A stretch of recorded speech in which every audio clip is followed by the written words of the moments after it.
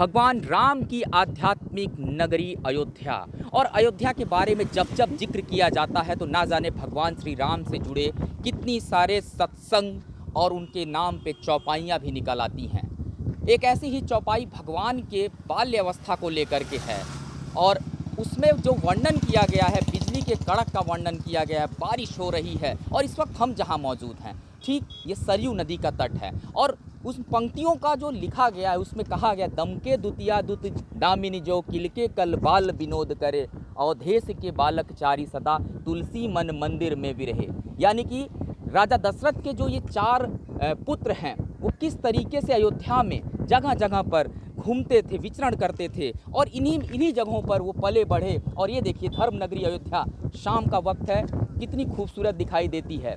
और ख़ास करके सरयू नदी के तट पे जब आप खड़े होते हैं तो आपको खुद ही एक आध्यात्मिक ऊर्जा अंदर से महसूस होती है। और ये कहीं ना कहीं 5 तारीख को जो भूमि पूजन होगा अयोध्या में, उस भूमि पूजन के बाद अयोध्या अपने आप में और आध्यात्मिक हो जाएगी, क्योंकि ऐसा मानना है उस भूमि पूजन के बाद बहुत सारे उद्योग व्यापार करने वाले जो लोग हैं वो भी अयोध्या के दर पे आएंगे। यानी कि हम ये कह लें कि जो उद्योगपति घराना है वो भी आएगा, साधु संतों का जमघट लगेगा।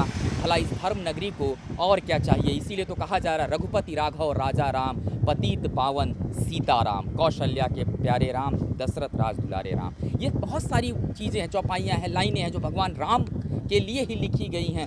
लेकिन इन सब चीज़ों के बीच में एक अपने आप में सबसे अद्भुत संगम ये भी हो रहा है कि जो भगवान श्री राम की नगरी अयोध्या है, अयोध्या के अंदर जो आने वाले लोग हैं, जो यहाँ पहुँच रहे हैं, वो इस बात को लगातार महसूस कर रहे हैं और उनको ऐसा लग रहा है कि वो त्रेता युग में आ गए हैं। हर तरफ घंटियों की आवाज़, हर तरफ मधुर गानों की धुन, ये लगातार जो है वो सुन रहे हैं। तमाम आश्रम हैं, हम लगातार अयोध्या के उन गलियों से घूम रहे हैं, पैदल विचरण कर रहे हैं। ऐसा लग रहा है कि वाकई त्रेता युग वापस आ गया है। हर तरफ भगवान श्री राम की जय जयकार और इसी तरीके की जय जयकार की गूंज जो है इस धर्म नगरी अयोध्या में लगातार हो रही है।